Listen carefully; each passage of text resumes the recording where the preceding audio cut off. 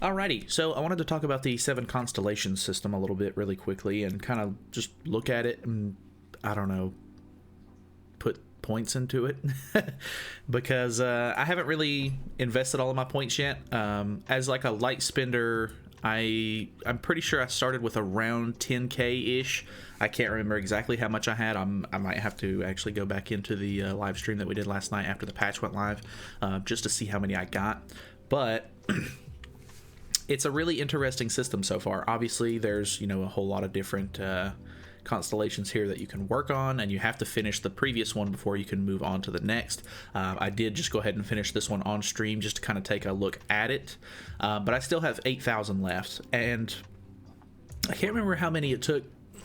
I guess because I had 10k, it probably took a little over 2,000. I don't think that it's going to be the same for every single one of them.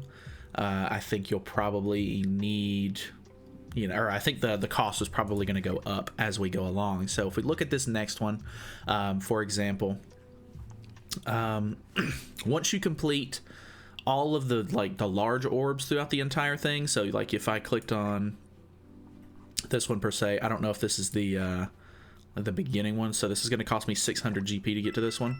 So it looks like that's the beginning one, so it goes all the way down to that one, and it doesn't pick any of the side ones. You can use the activate all button, but just out of curiosity, I want to see if I can finish this one without actually getting them all, just to see if I still get the rewards, because the bigger mana stones are the ones that end up giving you the most like base stats. The small ones are the ones that give you the substats. So just out of curiosity, I want to see. So you can see it skips this one because obviously it doesn't need to get to it right here. Like it goes from this one to the little small one there and just goes around. So let's go ahead and grab that one as well. And you can see, yeah, it's definitely costing me a lot more to finish this one because I'm already down to 6k and we're not even through the entire thing yet. But that's fine. I don't really expect myself to get through, more than 2 of these like in full. But it is kind of just like a big benefit for people who spend a lot of money on the game, because if you don't know, you get these GP points by having pulling new characters, getting outfits for those characters, leveling up those characters, or not necessarily leveling them up, but awakening them and super awakening them, and just all of those things that come along with character building gives you GP. Sorry, it's daytime and the dog is awake. But yeah, so obviously, people who spend a lot more time and money on their account are going to have more characters, they're going to have more cosmetics, they're going to have more ultimate levels, they're going to have more, characters awakened, etc. So there's obviously a lot that goes into it, and those characters or those players are going to benefit greatly from it. Now, I mean, you're getting pretty minimal rewards, like as far as like the substats and everything like that goes. Like you can see at the moment, this is what we've accrued just by doing the ones that we have. So these are all of the big ones. Actually, no, we're missing this one down here. Sorry, I feel like my throat is weird, like congested. All right, so that is all of the big ones. So that gives us all of the main rewards, if I'm not mistaken, unless some of these aren't done. Yeah, they are.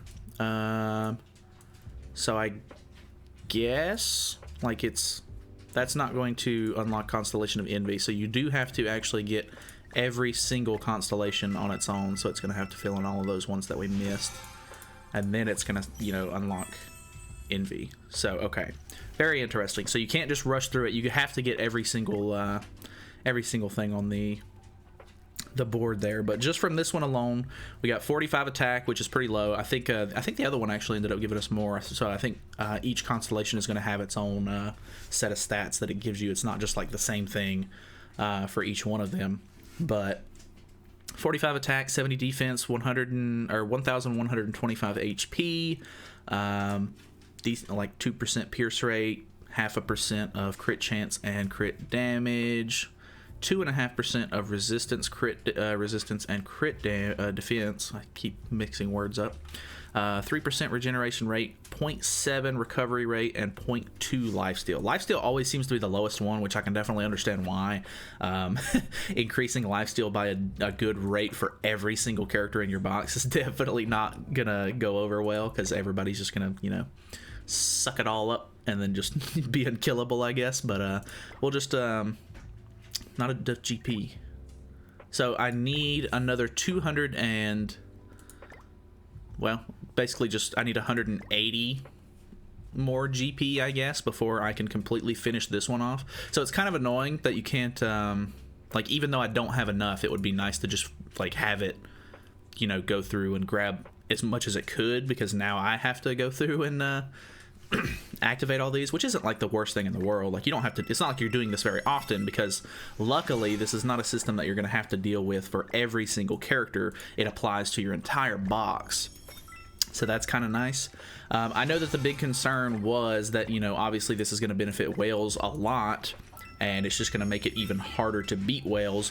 But on some regard, it almost makes it like a, it almost seems kind of nice to me, in the regard that, you know, I'm not going to beat whales regardless. Like, the way that I play the game, I go for 1/6 on my characters. I don't have, you know, the means to really compete with somebody who has like 6/6 every character. So for me, the fact that the whales are getting even further away from me, and I'm going to be fighting, you know, people that are kind of around my same sort of like account strength, etc., is kind of nice. Because for me personally, I don't go for like top ranks in PvP or anything like that. It just doesn't interest me. The game is way too meta driven for me to really want to try and go for like PvP and just invest in, you know, into all of these, like, you know, like meta characters. Like, not that that's a bad thing. If you do that, that's fine, like if that's the way that you like to play the game. But for me, PvP gets stale pretty quickly. So I don't know, I just kind of enjoy, you know, taking PvP at my own pace. I don't try to rush through it or anything like that. I just play it in my spare time if I really am interested in it, or just to like try out new characters and such.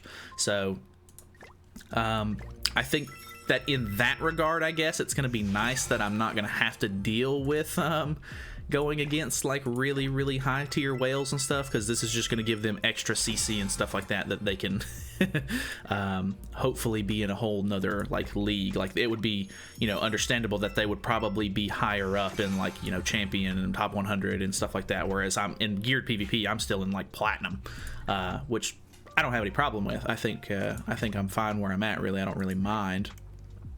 But yeah, I don't know, obviously not ideal for everybody, but I don't really I think that there's, I guess, pros and cons to it, is what I'm trying to say here. But yeah, I don't really have anything else to say. I think that this system is pretty interesting. Obviously, you know, the longer that you've played the game and the more characters that you have and stuff like that, the more points you're gonna have. But I guess it just gives you some sort of incentive to try and to stick with it and try to continue, you know, building up your account is what it's trying to do. But I don't know that this was like the best way to go about it. I guess there's not really much else that they could have done without, you know, anything that's going to benefit free-to-play players is going to benefit whales regardless. So there's not really, it's not like they can implement a system that it's like, oh, if you spent money on the game, you do not get this. Like, I don't, that would be bad in, you know, in its own ways. So yeah, we're literally almost done with Envy, so that's kind of cool. I don't think you're really going to notice too much. Actually, I'm pretty sure I was right underneath 50 or 5.9 million, so maybe that ended up giving me like a pretty decent little bit. I don't know anybody's CC beforehand, but it would be nice to have maybe looked at that before, but obviously I did not do that. If you do, I'm not sure if it actually is going to update in that screen, like specifically, like with the stats applied. I would assume it would, but if you haven't done your constellation system, if you have the time and you don't mind, look at one of your characters like total CC and then go in and like spend all of your points and everything, and then look at it afterwards, because I'm kind of curious as to how much of a gain they sort of get from this. Obviously it's not going to be like super big, because obviously all of the substats and stuff are very minimal, but those main stats are pretty okay. Like, they're not bad at all. because I think you get this one gives you 750, this one gives you 1125 as far as HP goes, and then I haven't got that last one yet, but this one's already given me 1200. So I mean, you know, those HP stats are going to give me some CC and stuff like that. But that's pretty much it. I don't really have anything else to say. If you have any sort of like comments or anything about the new constellation system, let me know, because I'm still kind of just like meh about the whole thing. Like, I don't really have like strong feelings one way or the other. Hopefully with you know, those like consistent stat boosts. I mean, I think the thing is even though they're giving these consistent stat boosts and stuff like that, it's the same boost for every single character in your box. So it's not like older characters are going to benefit greater than new characters are. Because, you know, if you, that means like, say I completely maxed out my constellation and I take in, you know, say I take in, you know, Gustav, because he's a really old character. You know, he's not going to have nearly as much of a decent like stat pool as the, you know, the newer characters are. And because the constellation system has buffed everybody, not only did his get buffed and now he's a little bit better, but the festivals and like the newer characters are also a little bit better. So it literally just, instead of it like moving him up, it basically just moves both of them up. So they're basically just going up the same amount, and there's still that same amount of distance between them, I guess. So I don't know, maybe not ideal. I don't really understand what the point of implementing the system in the first place was.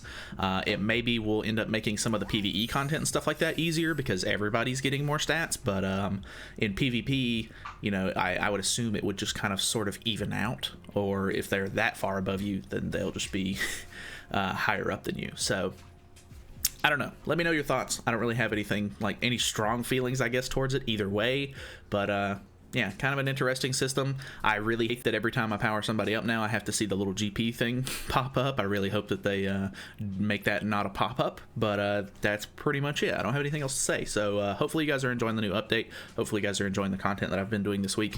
If you have been, feel free to subscribe if you're not already, and I will see you guys in the next video. See you then.